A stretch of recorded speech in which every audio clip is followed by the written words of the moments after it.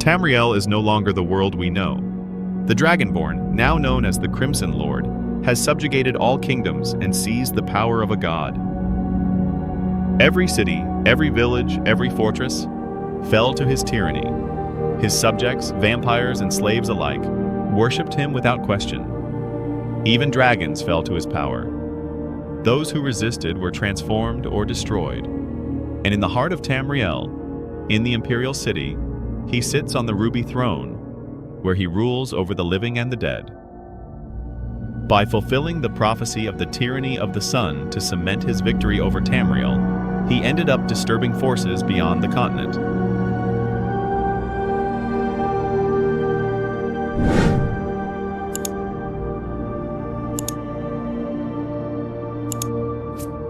Even a vampire god cannot ignore the echoes of other lands. Akavir, the land beyond the Eastern Sea, felt the distortion of power caused by the tyranny of the sun. Ancient tales speak of the proud Kapotun tigers, the venomous Seishi serpents, the Tangmo warrior monkeys, and the Kamal ice demons, races that have even caused the emperors of Tamriel to succumb for daring to provoke them. In Akavir, order is not as it is in Tamriel. There is no unified empire, nor a throne that commands all races. Each people follows its own will, governed by wars, traditions, and mutual distrust. But when Akavir is disturbed, it responds. Among these peoples, long ago, lived a stranger, a dark elf who departed Tamriel after freeing Morrowind from the madness of a fallen god. His true name has been lost to the ages, but in Akavir, he is known by many titles. Some fear him, others revere him. Few dare face him. His years-long bond with the Daedric princess Azura has shown him, in visions, the pain and ruin that plagued Tamriel, the rule of the Crimson Lord, the enslavement of his people. The ancient hero felt the call of destiny once again. Uniting the discontent of the Akaviri with the voice of his goddess, he began summoning armies from every corner of the continent. Kapotun, Tangmo, and even Seisti responded. Only the Kamal, the ice demons, refused to march.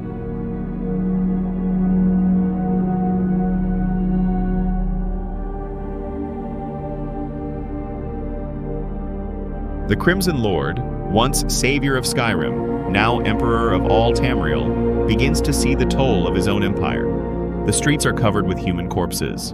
Blood has become currency. The living are hunted like cattle, sold, branded, and enslaved. Vampires themselves war among themselves, devouring one another in search of power, in a cycle of madness that reflects the true legacy of the Daedric Prince of Domination's curse. The Crimson Lord believed he was healing Tamriel. But what kind of healing is born of blood and slavery? His ideal, to heal Tamriel with the blood of immortality, was beginning to crumble. For the Dragonborn's first mistake was to try to cure the disease with the disease itself. Molag Bal, the father of vampires, watched silently. He didn't interfere. He didn't need to. He watched as the Dragonborn believed he controlled the vampire's power, unaware that he was merely a puppet, pulled by invisible strings from Cold Harbor. And as the corruption reached its peak, the poison spread. Lord after lord, vampires of the highest nobility began to hear whispers. Molag Bal spoke in their dreams, calling them the true heirs to his throne. The Crimson Lord, he said, was an imposter, a mortal usurping the slave prince's rule. Rebellions broke out everywhere. The fabric of the Crimson Empire began to crack. Tamriel bled again.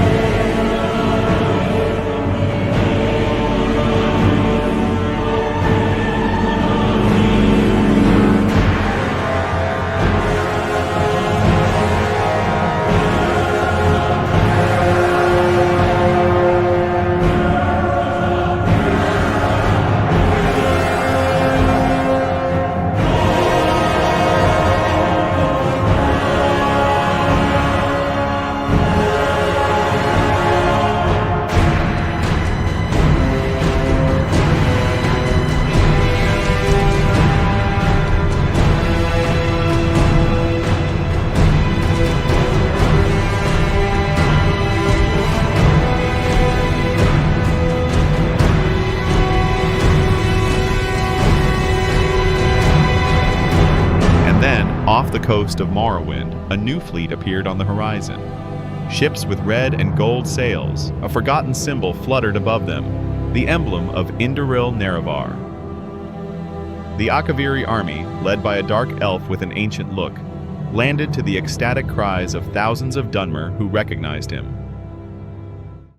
"Nerevarine!" echoed the voices on the beaches. The savior of Morrowind had returned, the executioner of Dagoth-Ur, the living legend of the Dunmer. There, amidst the waves and ash, the Nerevarine commanded the armies of Akavir, ready to liberate Tamriel from the Crimson Dominion. Guided by Azura's blessings, the remaining Dunmer cast off all their shackles, emerged from their hiding places, and rushed to fight alongside their long-awaited leader.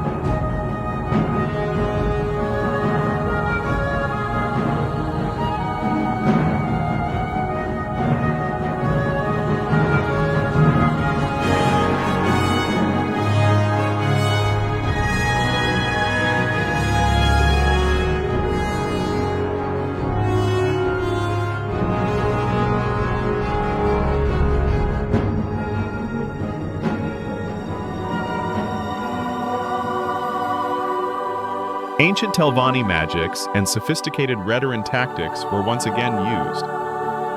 Little by little, the Dunmer began to reclaim Morrowind from the vampires.